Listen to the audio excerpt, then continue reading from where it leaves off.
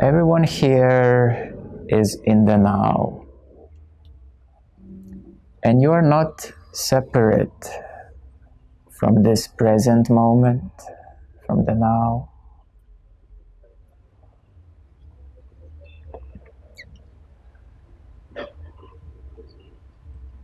There is only a certain feeling of connectedness or separation. And that's all what it is. It is the feeling of separation. It is a feeling of I.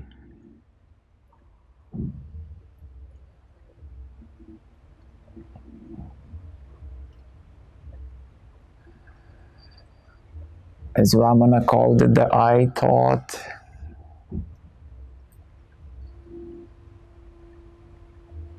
It is actually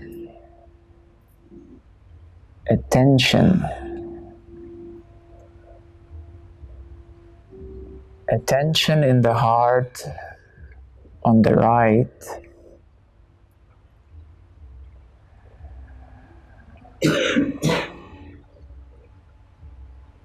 And this tension in the heart on the right creates a feeling of I and a feeling of separation.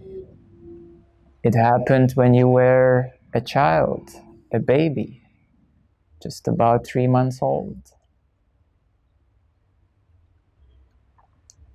At that age, you didn't have any thoughts yet. You couldn't have thought of yourself yet while being 2-3 months old. But this tension came, and this feeling arose that you are separate, that this is your mother, this is your father, and this is you.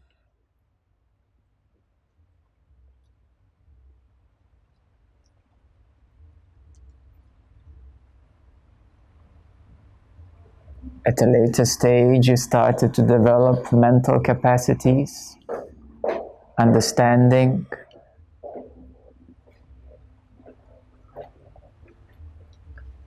So you started to understand yourself, your name, your parents,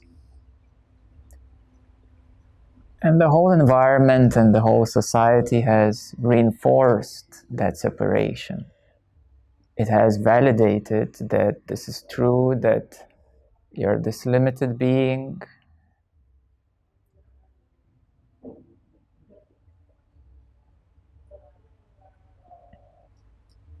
And thus the rest of the life is lived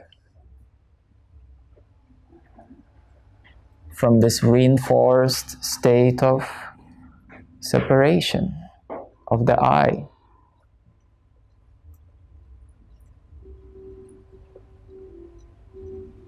But the truth is that you're not separate. You're not separate from the present moment, from consciousness, from self.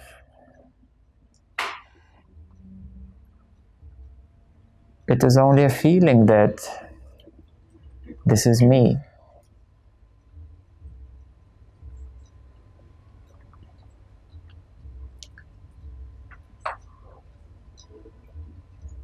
So from this initial separation at the young age,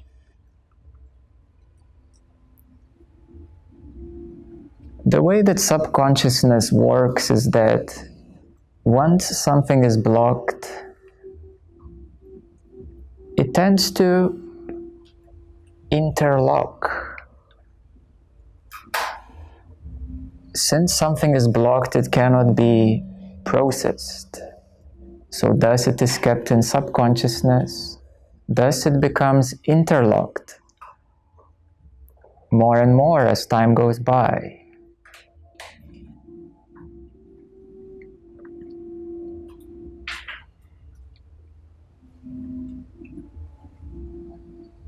So from this initial feeling of I in the heart on the right,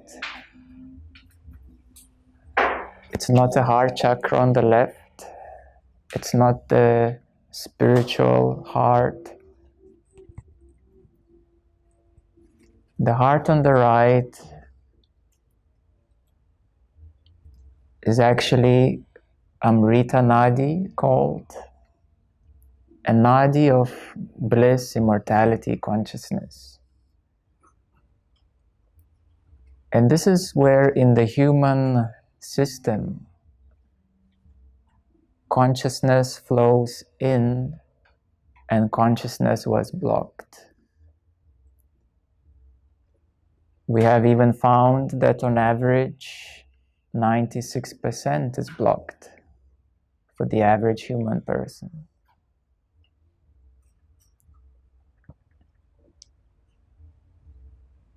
So therefore it's called Maya, separation, illusion, because 96% is closed, it's blocked for the average human being.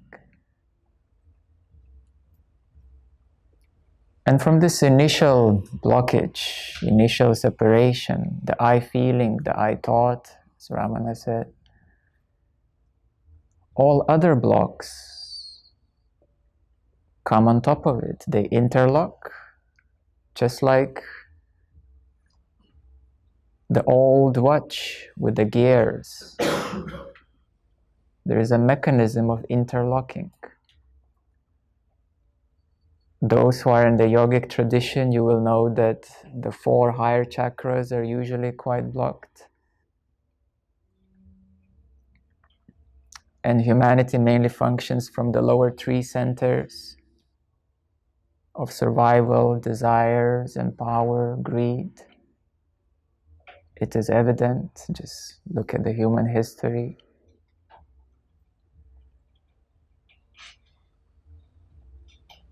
So thus, this I thought and I feeling in the heart on the right is the primary cause why everyone is not enlightened yet.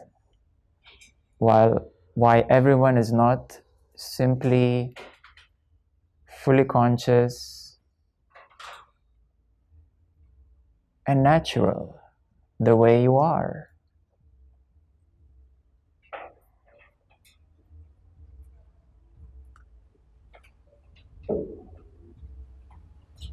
So, enlightenment is not about becoming a teacher, because a teacher is a certain role, it's a certain responsibility. Enlightenment, full consciousness, is being naturally open in your essence, who you are, without any separation, without any blockage, without any limitation, and of course without all the diseases of the mind, which is worry, confusion, anger, anxiety, doubt. These are diseases of the mind.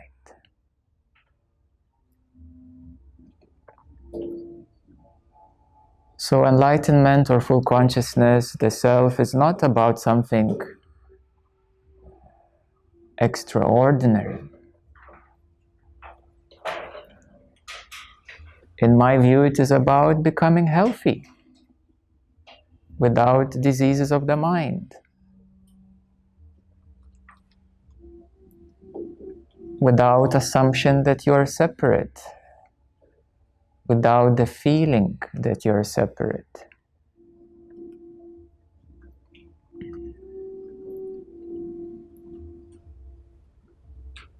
And now we will explore in more detail the feeling itself.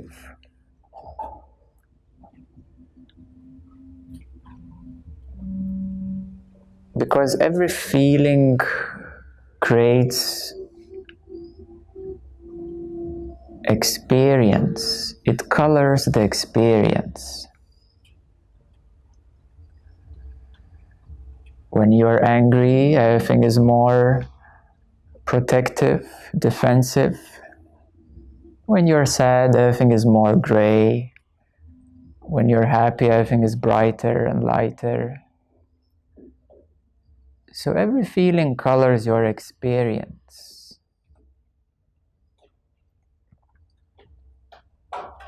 And these are basic emotions, the densest, slowest emotions, lower vibrational emotions. But then you have higher emotions, deeper feelings.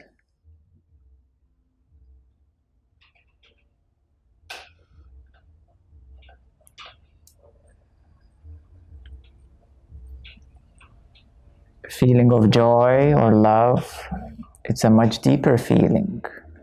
It comes from much deeper peace, a certain mental, emotional tranquility needs to be established.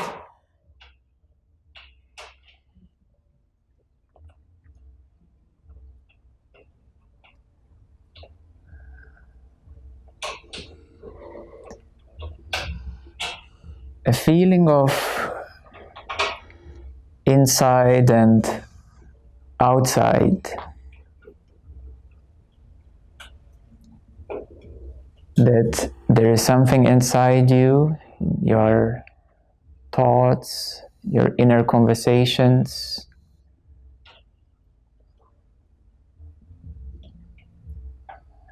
When you meditate, you go to your inner world. You can even find the whole universe.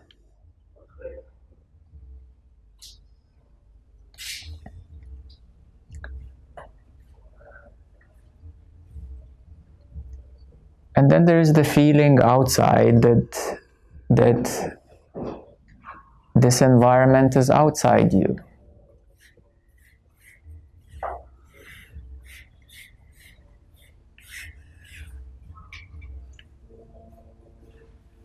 This feeling of inside and outside is one of the core of separation. Of course, there are many other separations like spiritual and physical.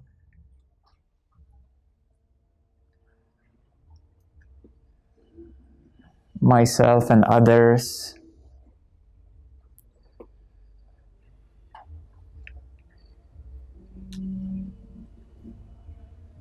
Thoughts come only after the feeling. Thoughts, 95% of thoughts are a produce of the feeling. Even scientifically, it has been proven that 95% of thoughts are repetitive thoughts in an average day. And on the average day, a person thinks about 60, 70,000 thoughts. So it's a lot of repetition going on the average day. And they're just a produce of feelings, emotions, feelings, tensions, pressures. And those who are energetically sensitive of various energies passing through your system. So thoughts are really unnecessary. When you come back to the feeling, to emotions, to energies,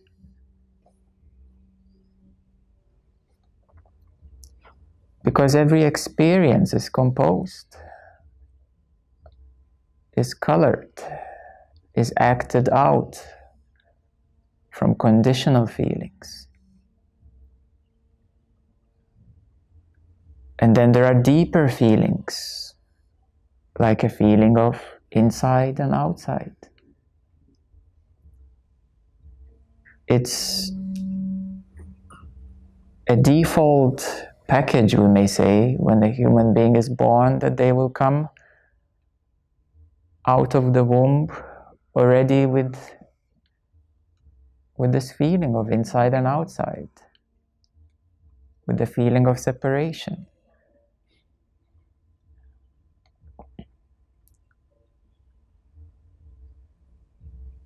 So when you realize that the first and most important step is to come in the right alignment with what you feel right now.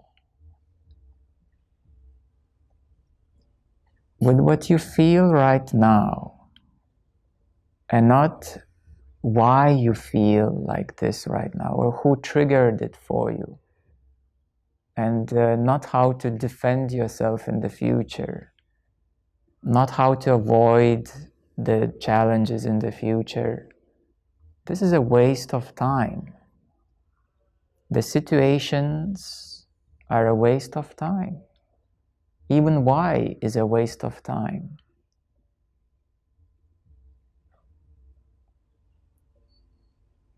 The first question you should ask is, what am I feeling now?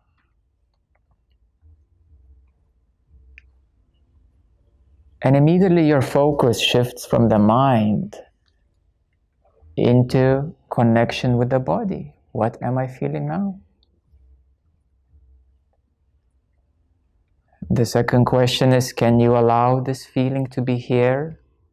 Or are you still trying to resist it, block it, get rid of it, escape it? Trying to feel something else which is not here and ignoring what is actually here, the isness of now. So can you allow this feeling to be here, what you feel? Can you be with it? And can you feel more space around it? Because that is a right way to feel more space around, not to be in it. And everything will become brighter and lighter and louder. So we cover the difficult part now, yes?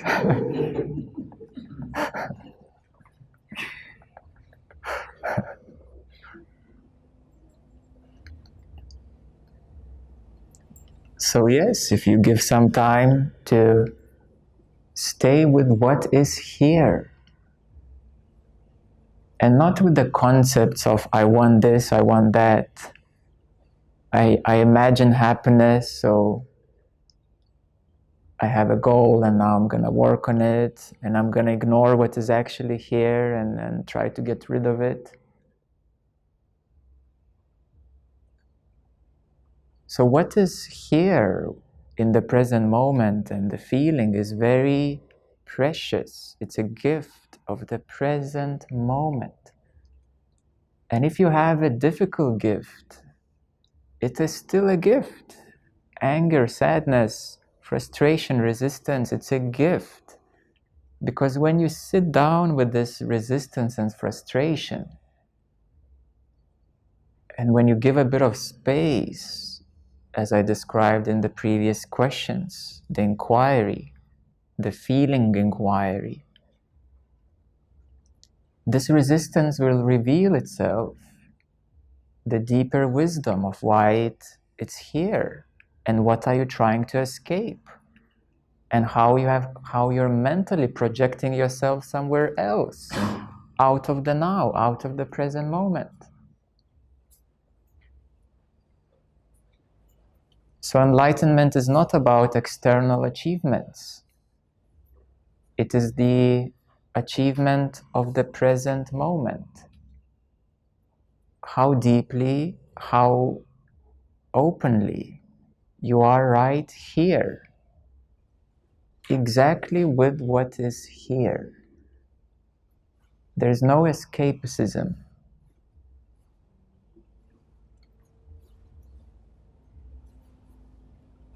And if you give a bit of time, 15-20 minutes, to do feeling inquiry, since it's shaping your experience, since it will repeat again if you will not work on it, since your personality is already shaped through your previous feeling experiences. This is how transcendence happens.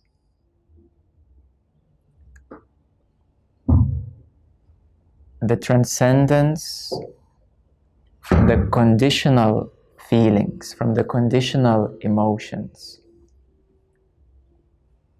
And when you give this quality presence to be with those feelings, since you have worked on them and healed them, processed them, your physical body processes, it releases suppressed feelings, emotions, it discharges the blocked, suppressed energies. The body is so tensed for the average human being because everything is stuck.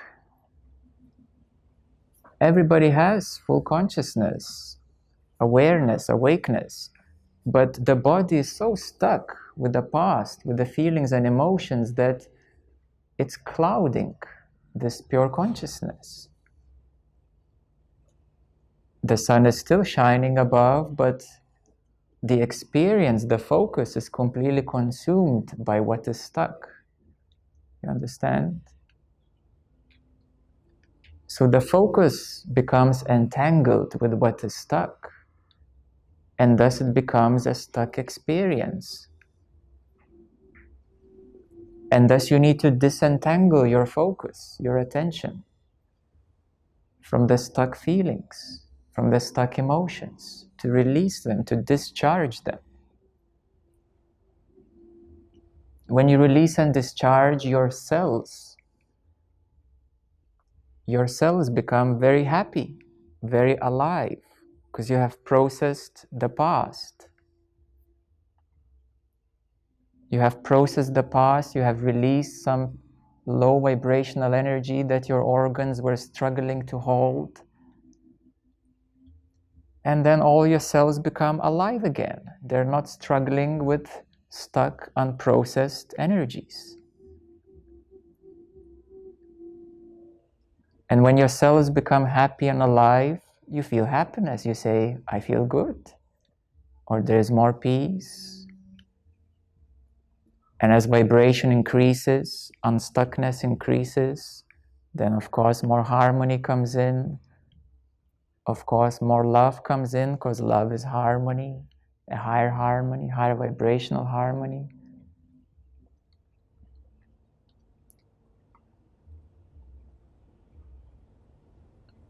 And your focus and attention becomes more and more disentangled from these tensions in the body. And your focus and attention becomes expanded, it widens up. And your focus and attention meets awareness. Because you are aware right now of your focus and attention.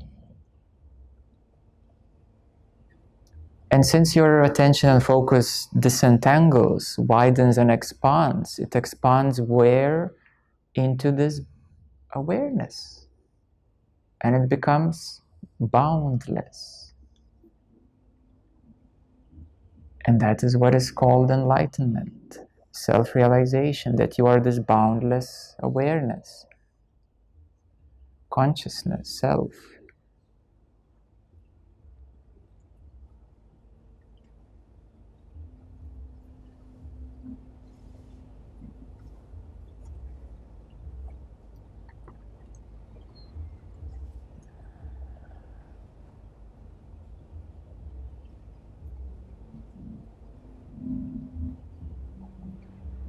And this consciousness in the human energy system, the very first texts were Vedas mentioning very briefly. Then in Bhagavad Gita there is a one little, like 2 or 3 lines written about Amrita Nadi, the heart on the right. That is the seat of consciousness, that is the seat of the self.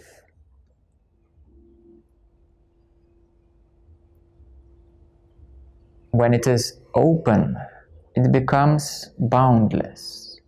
Then yes, these statements that consciousness is everywhere or nowhere in the body, then they become valid when it's boundless, when it's no longer blocked.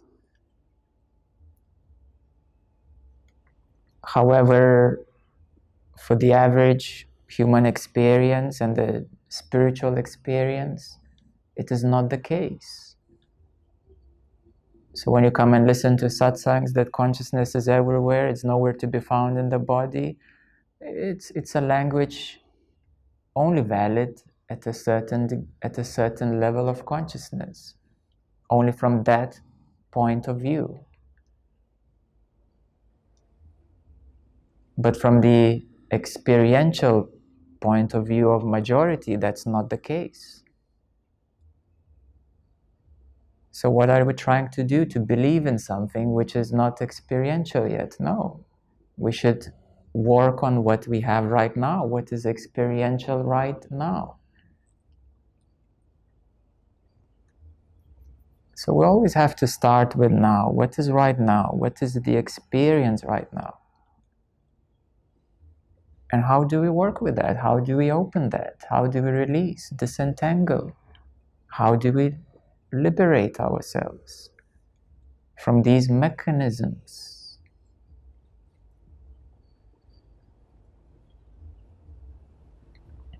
So the inquiry into the feelings is the very, very first step. Emotional inquiry, feeling inquiry is the very first step that a child needs to learn, that your children need to learn. And you too, of course.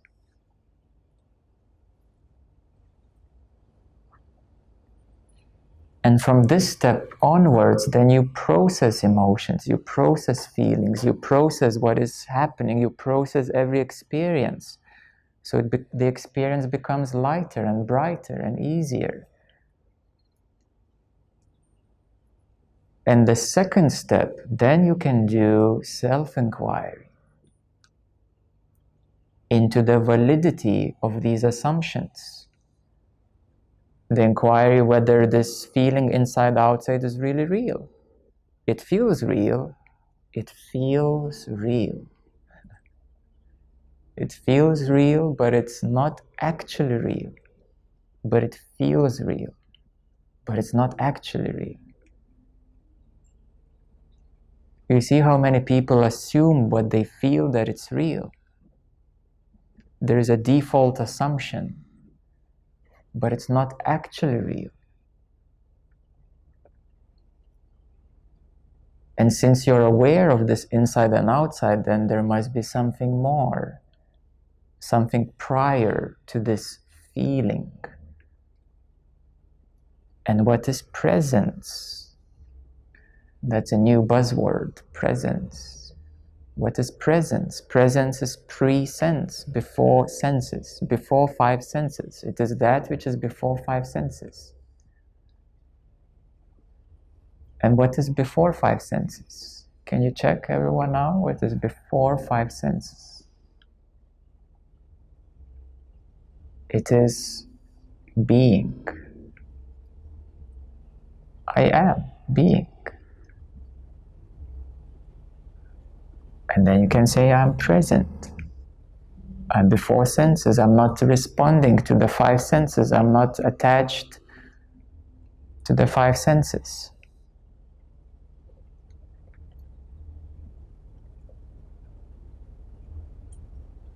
And if we inquire further, this being, yes, you can sense the being that you are here, you're being here, you are here, I am here. But this being is felt to be individual, isn't it? We've done this already thousands of times, so we know that the people usually experience that, yeah, it's my being. I feel that I am. Then it expands. It expands, this feeling that I am, it expands into infinite space. So it becomes a cosmic being, or called cosmic consciousness.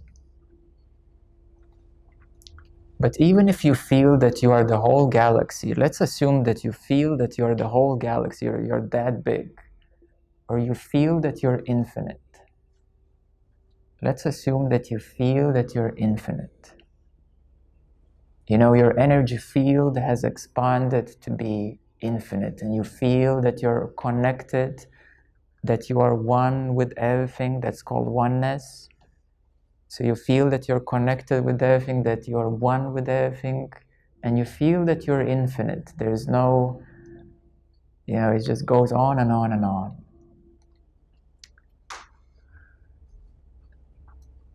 So what I'm saying is that you feel that you're one, you feel that you're connected, you feel that you're infinite, you feel. Or you see and experience the infinite space. You experience, when you meditate, the infinite space, which is amazing. It's very peaceful, it's very deep.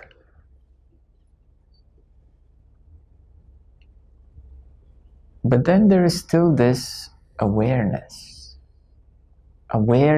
of experience. I am aware of my experience.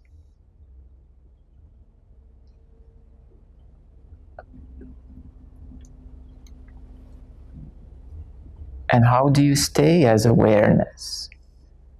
How do you stay beyond experience? Well, first of all, you have to do your bed first. When you wake up in the morning, first thing you do your bed. So you take care of your emotions and feelings in this experience. Because if they're a mess, awareness will not stick. Your focus will simply not sustain awareness. Because the awareness and focus is required for these feelings first. That's why it contracts, and that's why all your focus goes into these contractions, feelings, challenges. You have to deal with that first. And when everything settles down, it comes into balance, into this equilibrium, tranquility. That's where you go for awareness. At that moment is the right moment to go into the awareness of experience, because then you can stay. And when you stay as awareness, then of course you ask, so why can't I stay longer?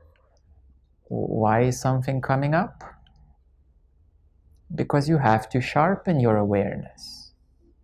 You have to become just a little bit more familiar with this awareness, because you're surely very familiar with your body, you know, you're very familiar with your emotions, with your thought patterns, but your awareness is unfamiliar. So the mind usually disregards. The mind is drawn into that which it's familiar with. And what the mind is not familiar with, it's usually anxious, afraid of. So it's the tendency of the mind, which is called, tamas and so forth, rajas, which crudifies the mind automatically. So yes, you need to counterbalance these forces of the mind so that you come back easier and easier into the state of equilibrium. And then you get becoming more familiar with awareness. You stay a bit longer with awareness, you become more familiar with awareness. And when you sit and sit and sit with awareness, your experiences burn. What is experienced gets burned. Because awareness starts to consume the experience, it burns it through. It becomes so sharp, so clear, that it starts to burn through the emotions immediately, automatically. When awareness strengthens, then it starts to seep deeper, deeper into your subconsciousness, and then deeper and deeper into your unconsciousness, the deep sleep state. the awareness seeps through the deep sleep state, through the unconsciousness, through all the default mechanisms, through the personality. And when awareness starts seeping through the default programs, the default behaviors, the default personal instincts, that's where this is actually already the second and even third step of enlightenment. Because enlightenment has 4 steps, and there is a pre-enlightenment. So awareness seeping through unconsciousness is already a third step. And then it opens into this divine unity, divine light, love, divine bliss. It's called divine love, divine unity. In a cosmic sense, you seep through with your awareness through the universe, out of the black matter. But that's in a cosmic perspective, not to be worried about,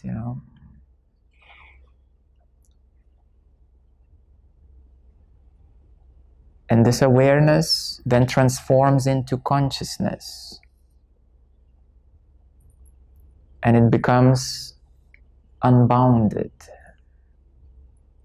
It becomes unfocused, unbounded, spherical. So all the separations are dissolved.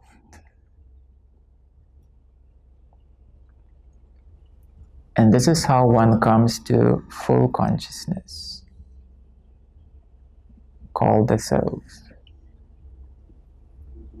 And then experience is simply seen. That here is this experience, that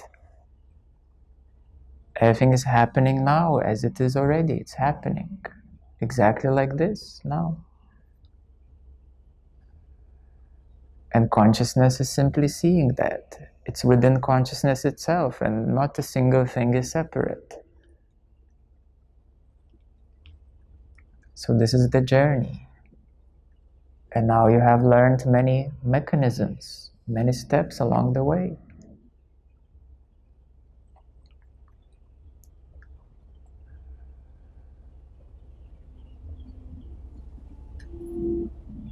So the second most important thing to be known at this stage is that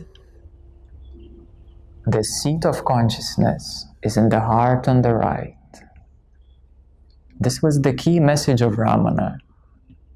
And then he said, yes, there is this I thought right there.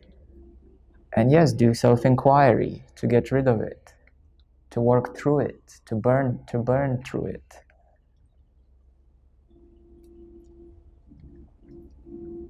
So we are bringing a further clarification that this I thought and I feeling is a tension.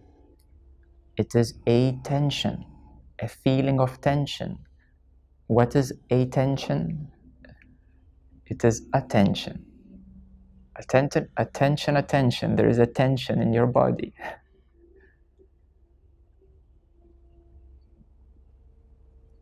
But we need to know that consciousness, the self, is within the heart on the right. And we call it the inner sun. Because actually it is like the sun. It is bright and light and warm. It is blissful. When you sit a bit more with it, it comes true. It becomes lighter, brighter, more and more blissful.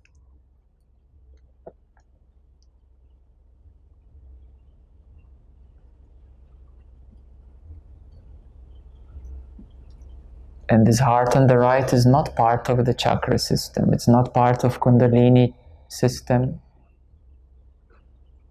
The chakras or Kundalinis are all about your energy body. So it has nothing to do with Kundalini awakening. Kundalini awakening is optional, and it's energy work.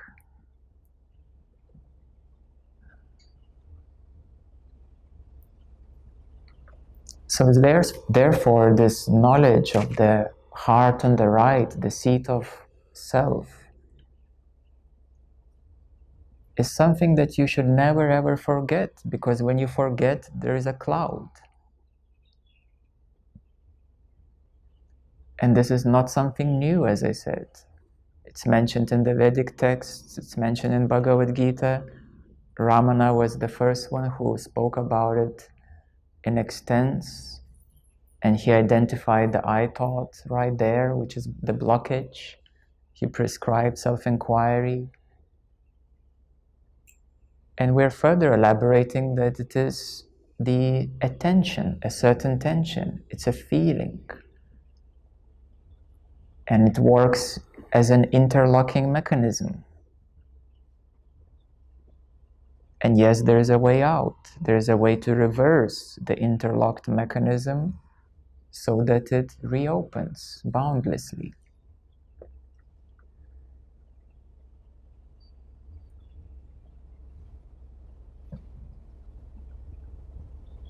So now we will do a meditation all together to have this experience. Some of you are already familiar, some of you are new, to have this experience and to become more familiar with the heart on the right.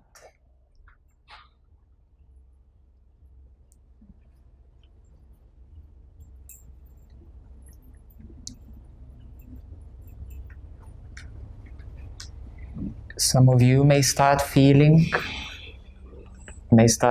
some lightness, brightness, even bliss or warmth. That is, of course, the most desirable feeling. But some of you may start feeling some immediate pressure there, and it's okay. If you start feeling some pressure in the heart on the right, it's actually doing some work right now to heal it.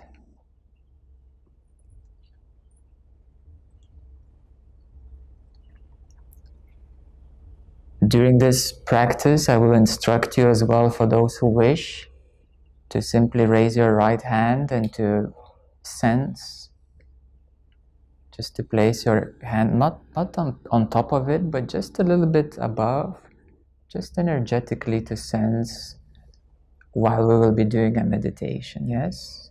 But it's optional. If you don't want to use your hand, it's okay, it's fine. And not placing on top of it, just a little bit above, so that the energetic sensitivity is more enhanced. So even if one would feel some pressure or tension, it's okay, because this is healing. You may also feel various kinds of other feelings, energetic feelings, or tensions in other parts of the body. And what that means is that the interlocking mechanism is healing in the other parts of the body. Because this interlocking mechanism affects all the chakras, including Kundalini, including your nervous system. It affects your whole nervous system. So you may start feeling sensations in other areas of the body, and it's okay, let it be. Because tensions in other areas also need to be released. It's a complex interlocking mechanism, so there can be many kinds of experiences, and that's part of the healing process, reopening process. So now let's take a few moments to slow down.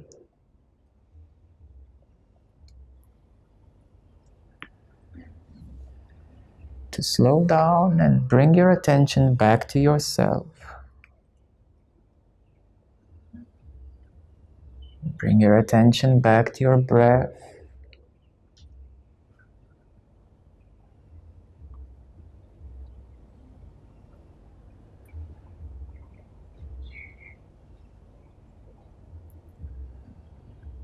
Allow everything to slow down.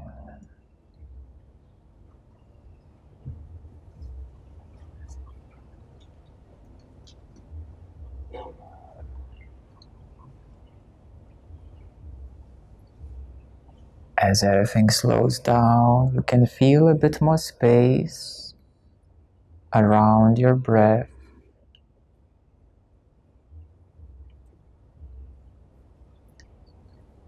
If you're focusing on the heart on the right, relax your focus. Feel the breath, the space of the breath. We're going step by step.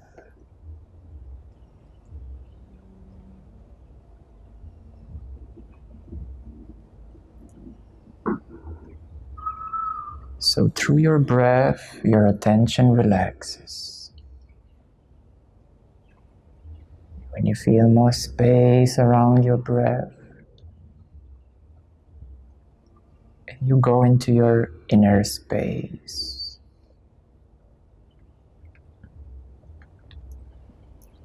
And very gently now you can bring your attention to the heart on the right.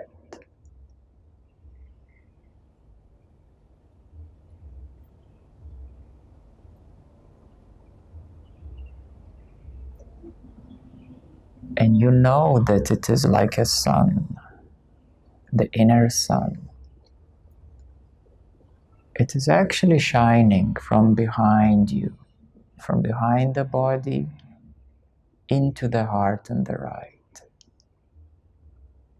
And it is shining forward through the heart on the right.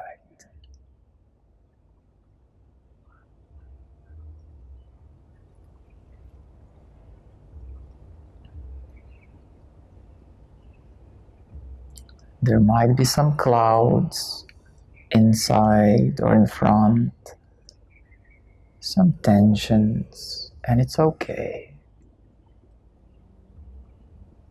Let them be. Feel more space around.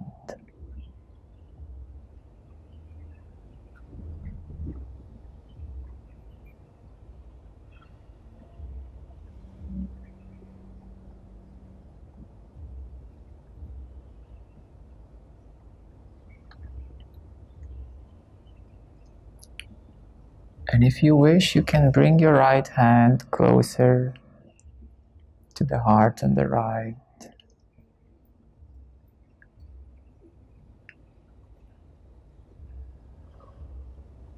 You can even move your hands in a circular motion, one way and another way, just to get a sense of it.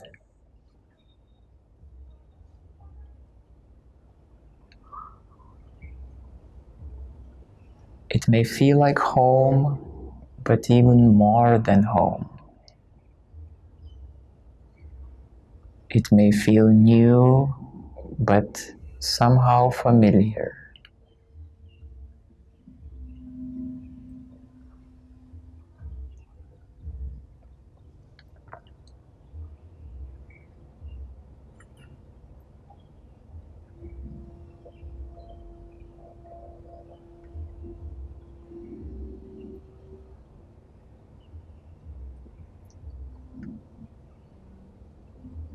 And the inner sun is shining from behind into the heart and forward through your heart, through the chest, forward.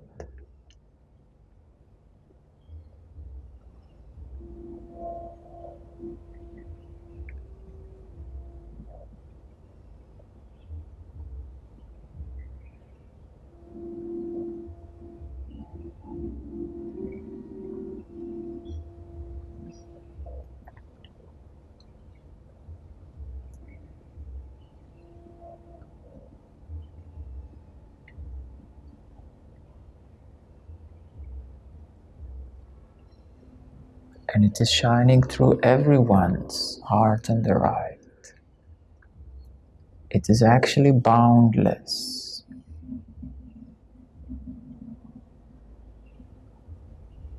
We could say that there is the infinite sun right here, and it is shining individually through the heart on the right.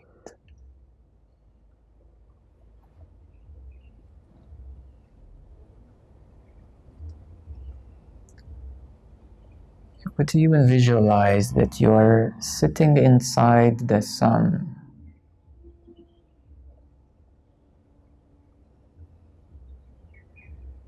And now you're allowing this sun to shine through this body.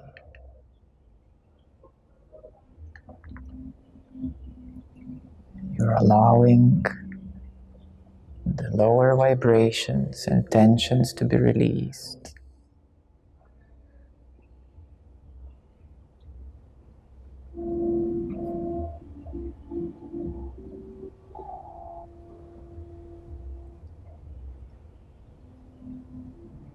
It may start to feel warmer and warmer.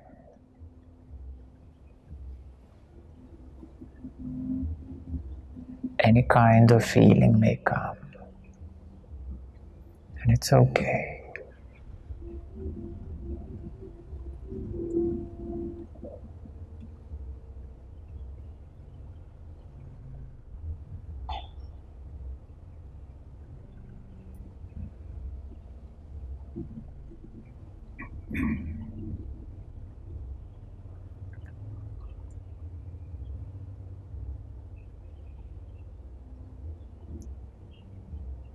And together we're all amplifying this radiance.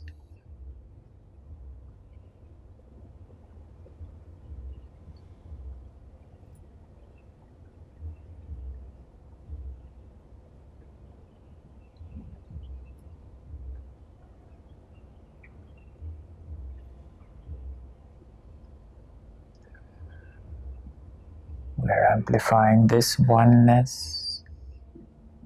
We're all meditating inside the sun.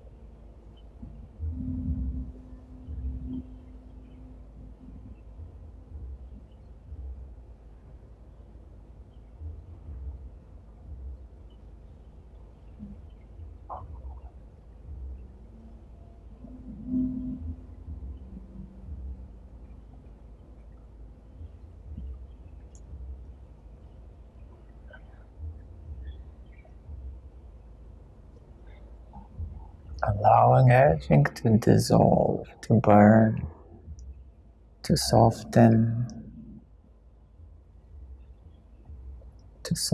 these tensions. Allowing the sun to shine through.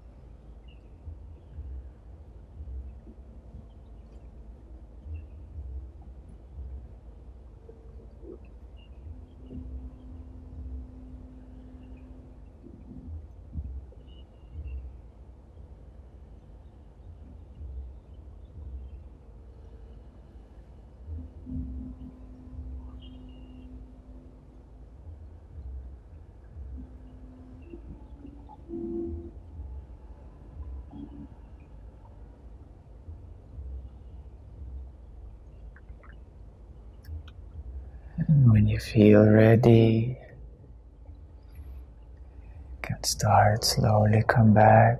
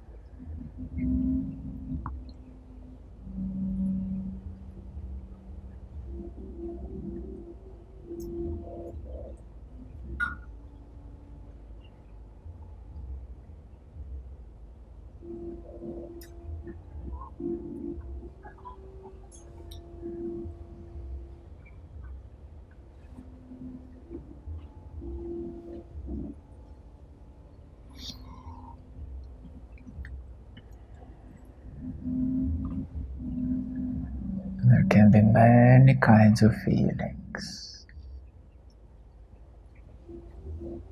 and it is good the way it is for you in your experience.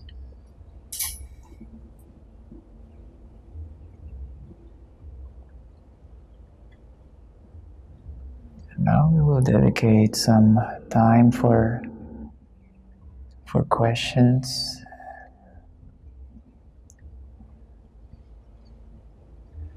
And also if you would like to share your experience or inquire deeper into your experience and yourself.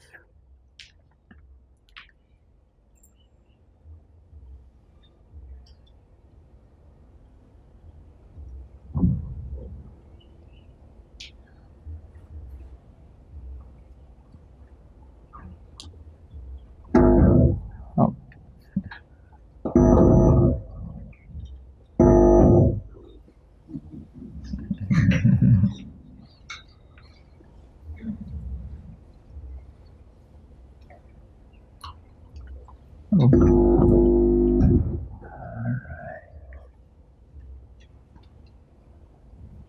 The microphone has a certain character, it seems.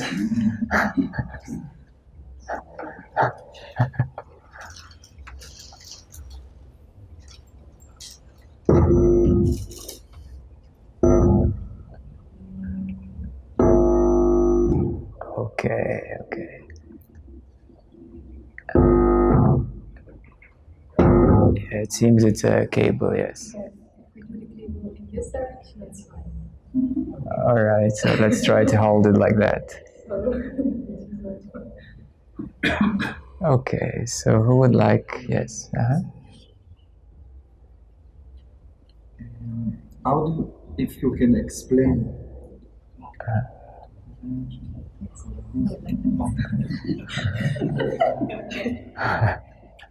My question is, can you explain, please, about the Amrita Nadi? More, how it's connected to this? Yes. And also, how do you use or not use the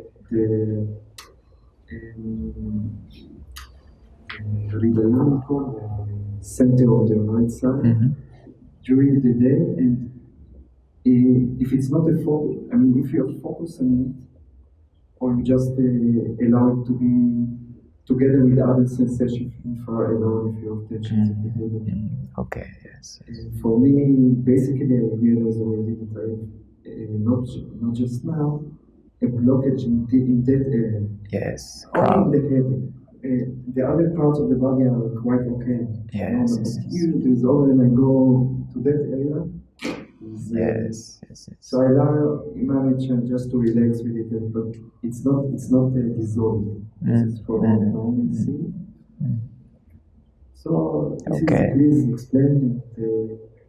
Yes. I'm sorry at the beginning I didn't do this to you, because I'm more now into allowing myself to be less in that personality, more in what I really feel. So yes. Okay.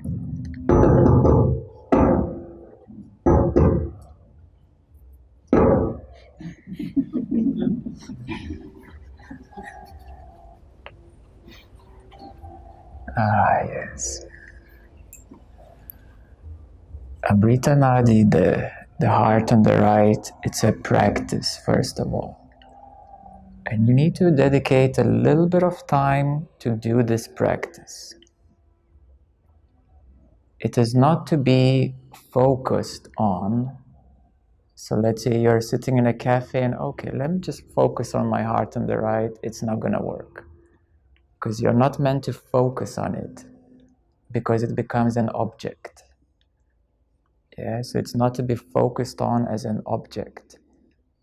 You need to drop into it. You need to first come into light meditation, to allow everything to sink in, to feel the space, and then to gently put your attention in the heart on the right, but not with the third eye focus.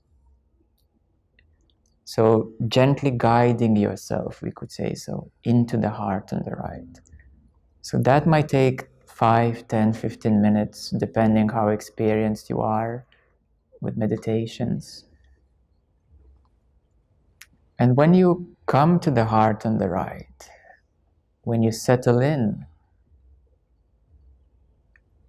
you only need to know that the inner sun is shining. You don't need to visualize, because some people will say, I have trouble visualizing. That's fine. Just know it's there. Just know that the inner sun, the self-consciousness is there, it's shining.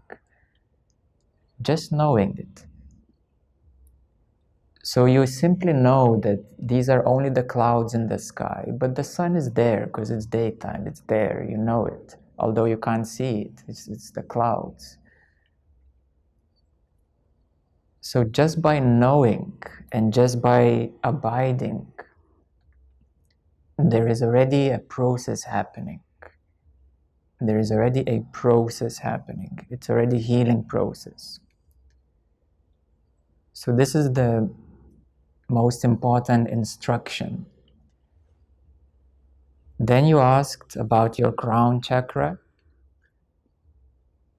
And yes, this Amrita Nadi, it goes up through the neck and then it comes up to the crown. And that's where it becomes spherical, boundless. Neither the crown nor the heart remains. Then there is a boundless experience. goes to the neck. Yes, it goes up through the back. From the back. From the back, and it goes up to the crown. Because you're doing that from the side, or just the other side. Yes. From that side. Yes. Okay. Yes. Yeah, it goes up and through the crown. Yes. So it looks a bit like a coiled, you know, like it goes up and up here. That's why actually even in the depictions of Buddha enlightenment, there is this serpent, you know, as such. But these are all symbols, and they all have meanings. But it's not Kundalini. It's not Kundalini energy. That's important to know. It has nothing to do with Kundalini as such. And yes, at some stage, as you mentioned, in the crown chakra, now you feel there's some pressure in the top of the head. And that's where also you need to simply know that there's the sun shining not only here, but also from the back. The sun is simply shining. And yes, you're feeling some blockage or some tension, let's say, some pressure. Something is tensed in the crown area. It's fine. First of all, let it be. Let the tension be. Second of all, feel more space around it. And know that the sun is shining through. And that's how it will dissolve. The tension will dissolve. Visualization is not necessary. It's not really necessary. You just need to follow through. If you are good at visualization, it can help, but don't visualize too much. Don't play with it too much. Just keep it simple. Know how it works. Keep it simple. Just knowing, just allowing. And you need to settle into the heart and the right. It's not something to focus on. That way it will not work.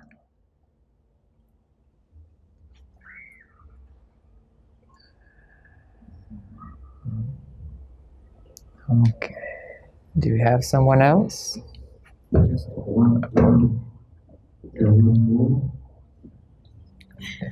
Okay. Whichever way is good. Rather simple to say I feel. This is something easier for me. Let's say I immediately feel something here. Yes. Yeah. The I is the tension, yes. The I is the tension. If you want to play with it, with this tension, you can say I and see how tensed it is. Yeah, you can play with it. Because the attention itself, you will say that you're focusing from your head, isn't it? From your third eye. But actually that's only a consequence, because your focus actually arises in the heart on the right, and then it shoots up through your spine, through your nervous system, into the third eye. And that's the little eye, the ego eye. It's not the third eye itself, but that's the point of focus, isn't it?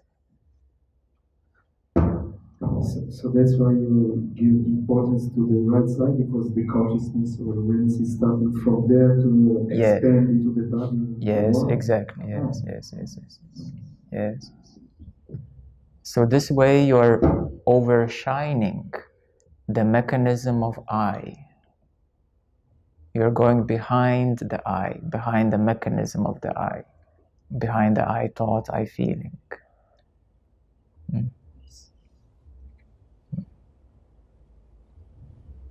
Yeah, that's where Ramana instructed self-enquiry, but he did not explain the mechanism of attention and focus.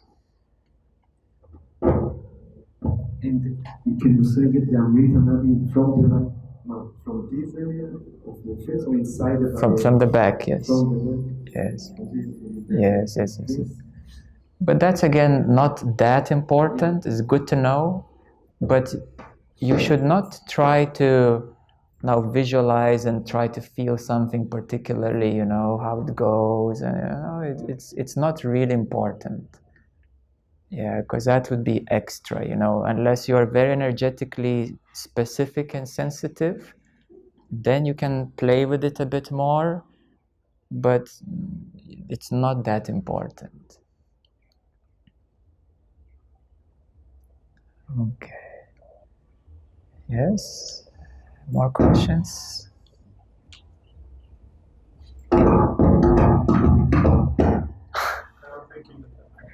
Maybe we don't need this microphone. Yes. It's just a play. Yes. Who would like to share your experience, what you felt? How did it feel? Someone here?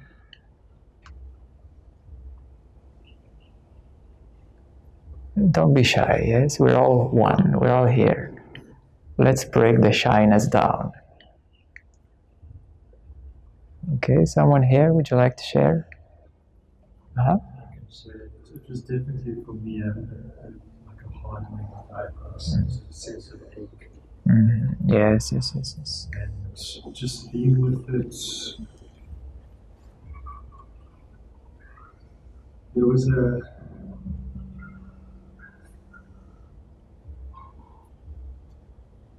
there's something about the reflection of love and not being able to receive that, and somehow seem to be connected with that. And almost a sense that if that's unblocked, and I'm somewhat connected, I don't know that part yet, but where I'm able to then receive love is in effect the reflection of the love that I'm then releasing. Yes, exactly, yes. So love is there already, and there is this tension, and now you had a good reflection, receiving and giving love. And that's the tension which holds a bit of pain. And if you stay a bit longer with it, you will see how it's connected with some past experiences. And that's how it will unravel itself. And you will reopen that tension. So loving energy will flow through more. And there can be any other kind of energy. It can be related to peace for someone else. It can be related to joy for someone else. So these are various tensions. And now this is one aspect, a healing aspect. Yes. Because through this process, well, everything needs to heal. All those pains need to heal. If you're holding pain, how can you hold consciousness? The pain needs to be healed, and consciousness will be easy. Yeah, so that's a good sharing of how it happens with these tensions, yes.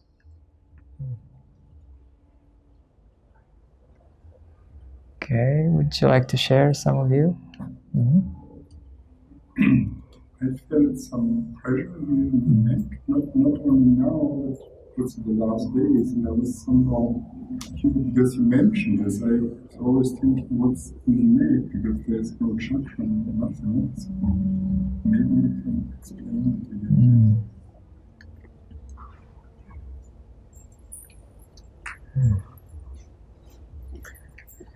You see, there are 7 major chakras in the body, energy centers, but there's 122 actually, which are smaller ones.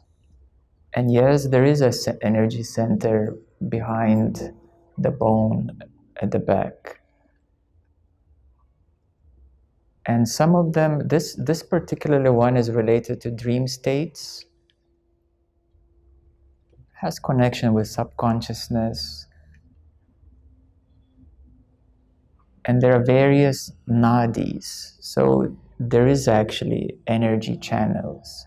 Because you see, chakras are major centers of conglomerations of nadis. Nadi is a channel, like a fiber optic cable. So a chakra is basically a conglomeration of many fiber optic cables,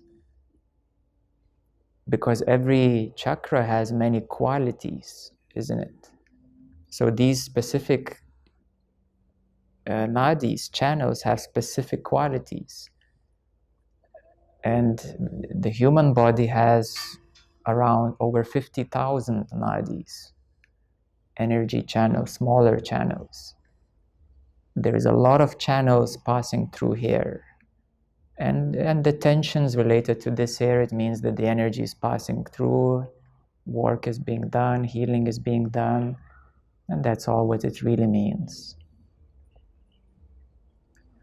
Yes, the human energy system is very, very complex, very complex.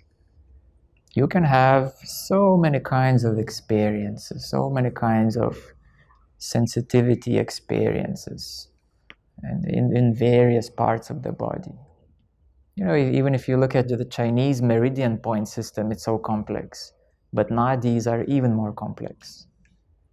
So when you sense something somewhere, something is happening actually. You say, oh, there's no chakra, but something is happening. Yeah, the energy is passing through. Yet again, these are energetic experiences, healing experiences. But what we are looking for is opening consciousness. You know, you always need to go one step forward. You do the healing, but don't become the healing. Don't become the healer, you know? Don't stay in camp only on the healing. You always need the next step of opening, deeper realization, inquiry, you know? So who is this who experiences these sensations? Because these are 5 sensory experiences and energetic experiences. So essentially you also need to disidentify from energy experiences. Yes, this is important one. You know, your chakras, your kundalini, your energy experiences, you need to disidentify from them.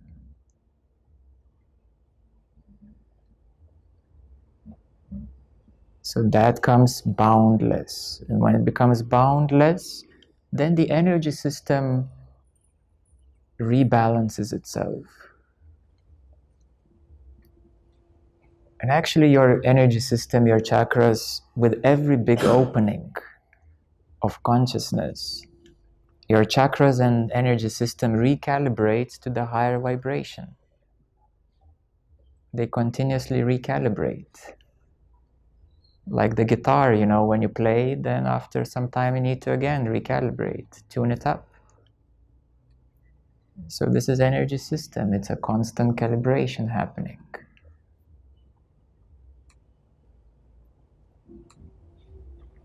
Okay, who else would like to share?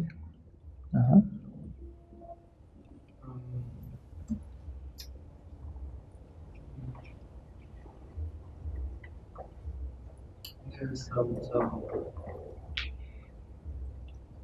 first of all, the experience was like observing, and I was observing some lightness, but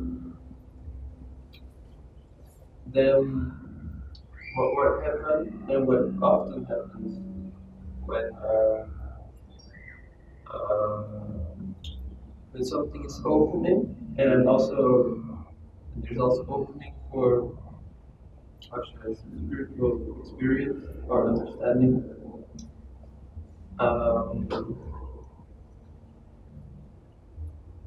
I started becoming really tired, like my mind and body wants me to fall asleep. I've noticed it with many people actually. Sometimes many people, including myself, start to doze and fall asleep. There would be 2 reasons, yes. One reason is you need some rest.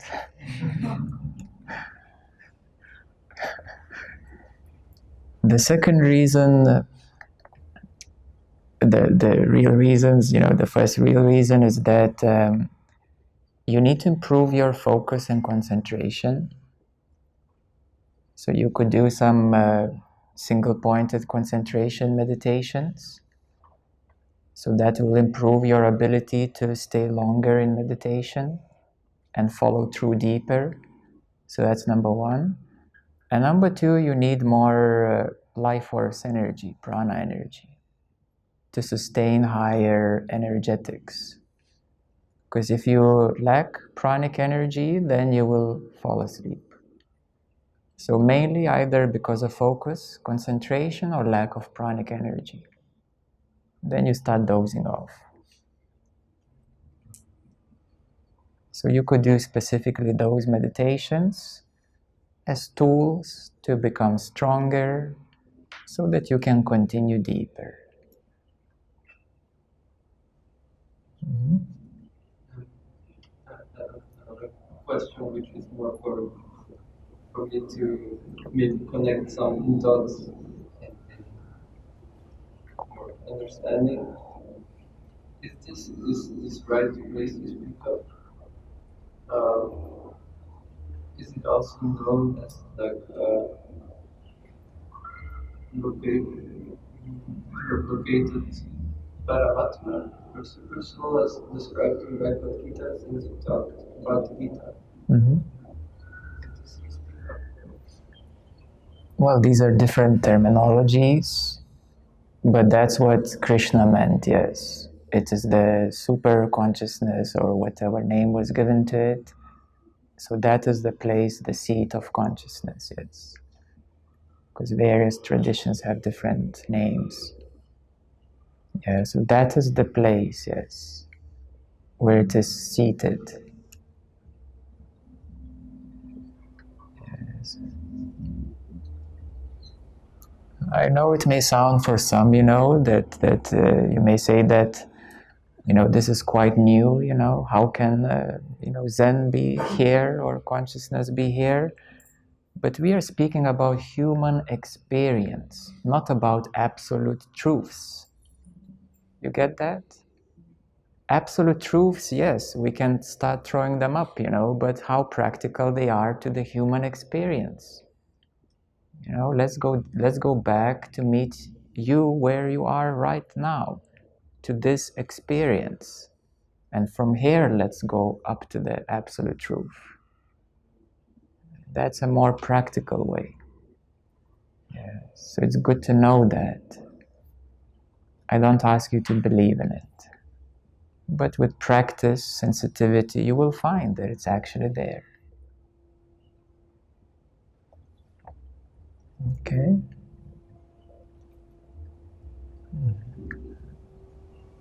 More questions? Mm-hmm. Thank you for your guidance, your directions. I was into, you mentioned something about like have a goal, don't have a goal. But what is your deepest wish? Yeah, it's like, because I was into like I did a little competition in sport, like, and that's connected. I didn't know nothing about meditation. I didn't like go studies and shit. And it's very good for me to say don't have any goal. Yes. Conscious as mentioned. So that was pretty helpful for me. I try to just be present. It works better. Yes. And you can work on your feelings, on emotions, and you will see that it's gonna become lighter and brighter and easier, and you'll become more better at what you do because you are processing the past, everything what's stuck. Then you create your future better as well. It can be like that too, yes. It's living, yes. Some people aim, for something specific. Some people just want to make their life better, and then of course, essentially, if you want simply to make your life better, like, why don't you live your life in the best possible ever way, in your highest potential? I see the future of humanity in a few hundred years, where everybody will be realized, enlightened, we could say, or free. How are we going to function then? Let's examine it. Is everybody gonna be sitting and teaching each other? No. We're going to do what we love to do, isn't it? You love to sing? Well, you're going to be an awesome, fully conscious, realized singer. You're going to sing the most beautiful songs. You are an IT technician? Well, you're going to love what you do. You're going to create something awesome, amazing, that helps everybody. Scientist, chef, artist, anything. You're just going to do what you love to do on the highest possible vibration. And this is called enlightened civilization. That everybody is fully functional in the highest possible vibration. How does that sound? I think that's what we should really aim for, isn't it? Yeah, how to make it practical, how to create society. We don't want, beliefs and ideas and philosophies and even followings as such. We want to help you to become fully empowered. What are you going to do then? Oh, I have many hobbies. I'll have a bit of rest. This is what I love to do as well. But yeah, there are many hobbies. Animals, nature, and I love technology and science. Yes.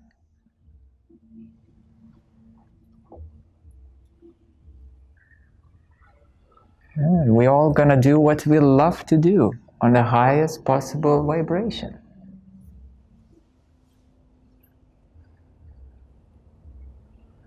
Yes. Okay. Would you like to share? No? Okay. Someone else? Yes. Mm-hmm. In terms of a daily practice, what I may have heard was a suggestion of beginning with emotional inquiry, moving into presence, perhaps awareness. Perhaps after that kind of, and then if consciousness is freed from that focus, there would be conditions to move into the Amrita Nadi. But No, maybe that sequence doesn't matter. Amrita, this meditation in our sun, everybody can do, no matter your advancement. Even your children should sit down and try this, to know that that's where they are. That's where they truly are. And if even if children sit down and they just visualize this inner sun and just sit with it for a while, and then they do inquiry, like, what am I feeling now? Huh? What kind of children will grow up? Amazing.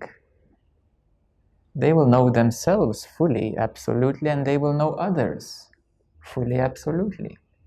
Because once you know your own emotions and feelings fully, total, absolutely, these emotions and feelings are not actually yours. They're common to everyone.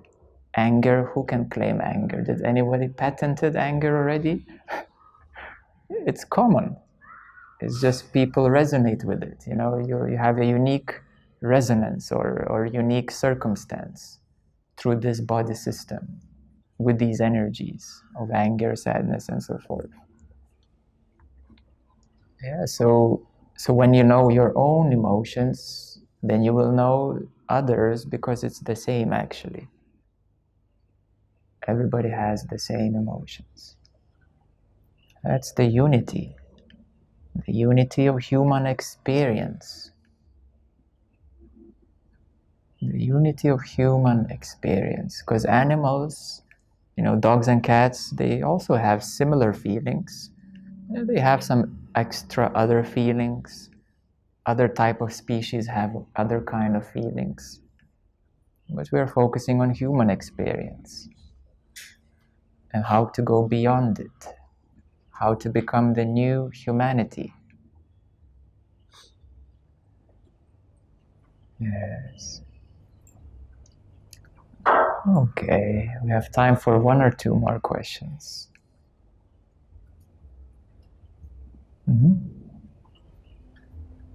So if you're born into an enlightened world, only enlightened, but I suppose you will never know unconsciousness. To talk about. Can you clarify a bit? If you're born, just more specifically. So let's say now, today when a child is born, it's free, it's enlightened, it's and then the ego is born, it goes through unconsciousness. Perhaps at some point, it becomes ego and becomes enlightened, and thereby understands and knows unconsciousness. But if they hadn't gone through that experience, how would it know unconsciousness? They would share what they know. They would share consciousness. They would say, "Oh, some other kids are quite strange. They're identifying with something. Why do you do this? Why are you identifying with something so small and limiting? Why you're so protective? And then this child, and now there are many very conscious children being born. They're really challenging the systems, isn't it? They're challenging the current systems, and it's already happening. It's exactly how it's happening. We're looking at the civilization changes which are now occurring. We're in the midst of transformation happening right now. So therefore we need to also reevaluate spirituality, to see that it must be functional, it must be productive, it must be effective, and it must contribute in a good way to the larger society.